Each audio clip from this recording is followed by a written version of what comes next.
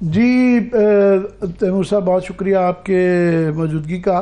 ज़्यादातर सियासत तो अदालतों के इर्द गिर्द ही हो रही है। कल हम सब सोच रहे थे कि बहुत बड़ा साइफर का एक दो और बड़े फैसले आने वाले थे, एकदम से छुट्टी हो गई। तो पहले तो कल उससे बात कर ले, फिर आज जो है एक और बड़ा फैसला इद्दत का आने वाला था और उस केस में जज साहब ने फैसला महफूज किया हुआ था, मगर आखिर में उन्होंने कहा मैं नहीं इसको सुन सकता, वो भी टल गया। क्या कहेंगे? देखिए, आप 3-4 इवेंट्स देख लें। नंबर 1, जैसे आपने कल कहा साइफर का केस। नंबर 2, जो आपने आज कहा जो इद्दत के केस में कि एक महफूज फैसला नहीं सुनाया हुआ, और बज़ाहिर तो यूं लगता था कि देयर वाज कोई प्री मेडिटेशन थी, कोई प्रेशर थी। वो मानिका साहब भी आए हुए थे और उनके साथ भी कुछ लोग अपेरेंटली आए हुए थे जो कि शोर कर रहे थे, और फिर कोर्ट के बाहर एक सिचुएशन भी क्रिएट की गई। लेकिन द पॉइंट इज़ कि ये भी देख लें, फिर ये देख लें कि वैसे शर्म की बात नहीं है कि जो ये एक दिन था जो कि नॉन कंट्रोवर्शियल होना चाहिए था, जिस दिन हमारे न्यूक्लियर टेस्ट हुए थे, कि वही शहबाज शरीफ जो कि आज से साल पहले कह रहा था कि जुमे को तो छोड़ें, हफ्ते को भी काम करें, 6-6 दिन काम करें जी, कि फैसला ना सुनाया जाए, एक छुट्टी को पॉलिटिसाइज कर देता है या एक ऐसे इवेंट को पॉलिटिसाइज कर देता है जिसको नहीं करना चाहिए। और ऊपर से एक और चीज़ भी देख लें, जहाँ पे 8 फरवरी के इलेक्शन के रिजल्ट्स और ट्रिब्यूनल्स का मामला है, तो एक लेजिस्लेशन, बल्कि ऑर्डिनेंस के थ्रू लेजिस्लेशन उसी दिन पास हो जाती है जिस दिन सलमान राजा के केस में फैसला आना होता है कि इलेक्शन कमीशन के जो ट्रिब्यूनल्स होंगे उसमें जजेस हाई कोर्ट के मर्जी पे लगेंगे, जो कि सेंस भी बनाता है।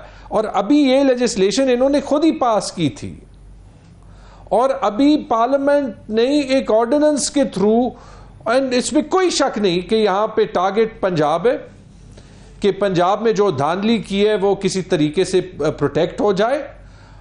और ये याद रखें कि ये चीजें सारी अभी भी ठीक होंगी, और ये भी याद रखें कि ये चीजें तारीख याद रखेगी।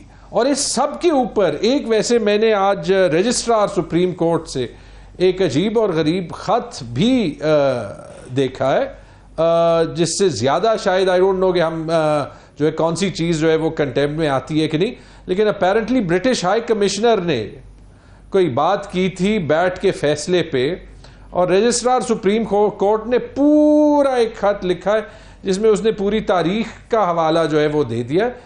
तो ये तो मुझे सिर्फ क्या मैंने इसके मंदरजात नहीं पढ़े, तो क्या तारीख का कॉन्टेक्स्ट क्या था उनका, क्या उन्होंने ब्रिटिश हाई कमिश्नर साहब को कहा क्या है?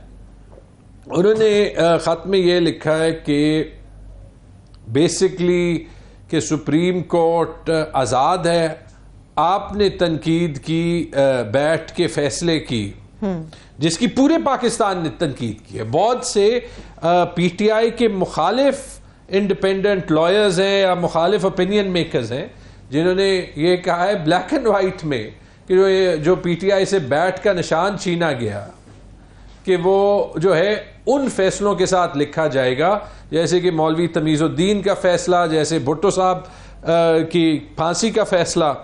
और फिर उन्होंने मिसालें दी है कि क्या हम जो है वो 1953 में मुसद्दिक जो ईरान के प्राइम मिनिस्टर थे, जिनको एक्चुअली बरतानिया की एजेंसीज की सपोर्ट के साथ हटाया गया था, कि उसको ना याद करें, और फिर बालफूर डिक्लेरेशन तक मेरे ख्याल में पहुंच गए हैं जो पैलेस्टीन का। तो ये तो बड़ी अच्छी चीज है। लेकिन आप कह रहे हैं रजिस्ट्रार सुप्रीम कोर्ट ने ये लिखा है? हाँ, लिखा रजिस्ट्रार सुप्रीम कोर्ट ने। उन्होंने कहा है कि मुझे ये समझ नहीं आ रही कि अगर कोई इस तरह का किसी सफीर के किसी कमेंट्री के ऊपर एतराज है तो वो फॉरेन ऑफिस कर सकता है, अटॉर्नी जनरल ऑफ पाकिस्तान कर सकता है, हुकूमत रियासत करती है।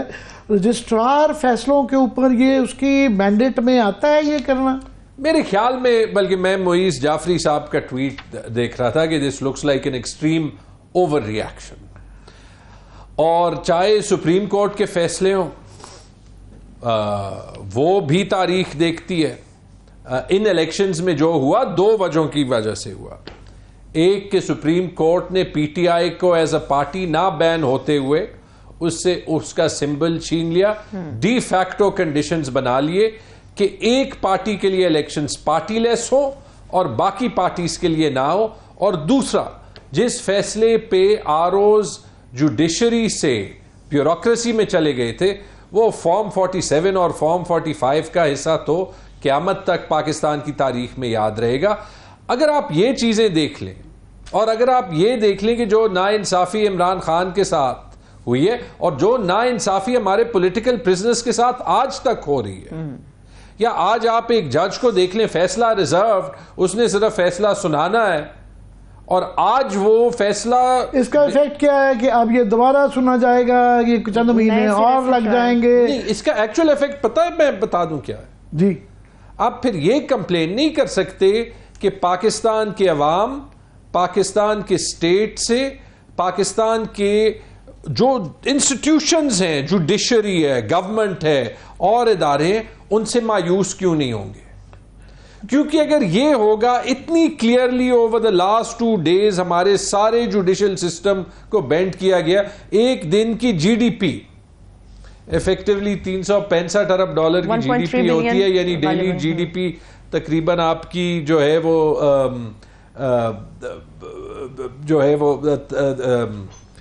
$1 बिलियन की हो गई। 1 बिलियन डॉलर, 300 जितने मुल्क साल में दिन है, हाँ, उतनी जीडीपी लगा ले तो $1 बिलियन का नुकसान है एक दिन की छुट्टी। एक दिन अच्छा कि आपने पॉइंट आउट कर दिया, लोग रियलाइज नहीं करते कि लोग समझते छुट्टी है, चलो जी मजे करो। $1 बिलियन बहुत अभी आमिर साहब मैं पढ़ी थी $1.3 बिलियन। ये तो आप मुझे ये बता दें, इस सब में कसूरवार या फिर गद्दार या फिर एंटी स्टेट या फिर शरारती या फिर जो भी आप कहना चाहते हैं, वो पाकिस्तान के अवाम और पीटीआई हो गए। मैं अक्सर पीएमएलएन के भाइयों के साथ जब टीवी पे बैठता हूं तो वो कहते हैं कि जी अदालतें मौजूद हैं, अदालती निज़ाम मौजूद है, ये मौजूद है। जब आप कहते हैं कि बात करें, मैंने हमेशा एक बात कही है, जब भी गवर्नमेंट से सीरियस ऑफर आएगा और जब भी ये नजर आएगा कि गवर्नमेंट जो है वो मैंडेटेड है, अदालतें मौजूद हैं। आज ही ये जो जिस फैसले का आप जिक्र कर रहे हैं कि लाहौर हाई कोर्ट ने जो इजाफी इलेक्शन ट्रिब्यूनल जो पंजाब के तैनात करने का जो हुक्म था, उस पर वज़ीर कानून आज़म तारड़ साहब का बड़ा सख्त रिएक्शन आया है कि इलेक्शन ट्रिब्यूनल्स का क़याम इलेक्शन कमीशन का इख्तियार है और हाई कोर्ट के ये हिदायत देना मुनासिब नहीं था। तो ये तारड़ साहब हों, शहबाज शरीफ हो, आसिफ जरदारी हो, ये सारे पोटेंशियल बेनिफिशरीज हैं इस इलेक्शन के। I am very sorry to say, अगर ये इल्ज़ाम जो कि इस्लामाबाद में मीडिया खुल्लम खुला कहती है ऑफ द रिकॉर्ड कि पीएमएलएन लाहौर तक कोई सीट नहीं जीती पंजाब में, अटक से लाहौर तक, और लाहौर में 2 सीटें जीती हैं, और इसका प्रीमा फासे सबूत जो है वो नवाज शरीफ और ओन चौधरी की सीटों पे मौजूद है, जहां 100 वोट को 1100 किया गया है। ये प्रीमा फासे सबूत मौजूद है कि पिंडी के एक कमिश्नर बोल पड़े थे जो कि जब से कहीं गायब हुए, फिर बाहर जो है वो नजर आए। आई होप उनको मिसिंग पर्सन्स में हमने डाल दिया है।